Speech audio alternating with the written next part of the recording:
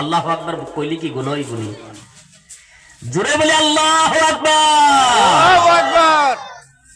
এরে মুসলমান, আমার আল্লাহ বলেন হে গো পয়গম্বর বলে দিন, তারা যদি আপনাকে অনুসরণ করে আমি আল্লাহর ভালোবাসা পাবে। শুধু তাই নয়, আমি আল্লাহ তাদের জীবনের যত গুনাহ আছে সবগুলিকে জমাইয়া আমি আল্লাহ মাফ করে দিব। বলি সুবহানাল্লাহ।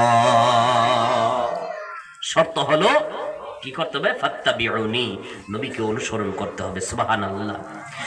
ওয়ামা আতাকুমুর রাসূল ফাখুযুহু ওয়ামা নাহাকুম আনহু ফান্তাহু।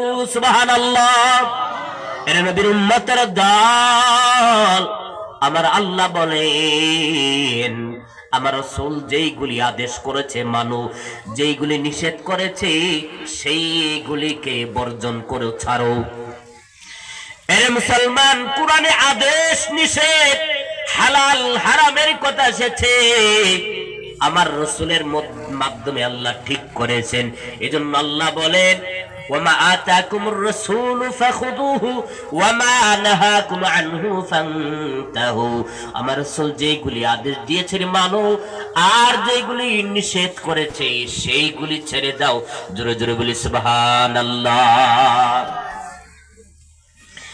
এ মুসলমান, আমার আল্লাহ তাআলার এই আয়াতের মধ্যে বলেন ইয়া আইয়ুহাল্লাযীনা আমানু,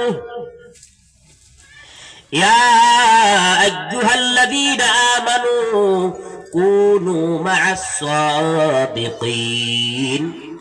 তোমরা সত্যবাদীদের সঙ্গী হও। জোরে বলি সুবহানাল্লাহ।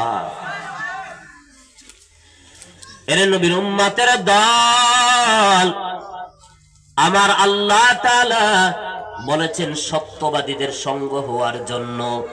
সহবত দ্বারা মানুষের অনেকগুলি জিনিস ফায়দা হয়।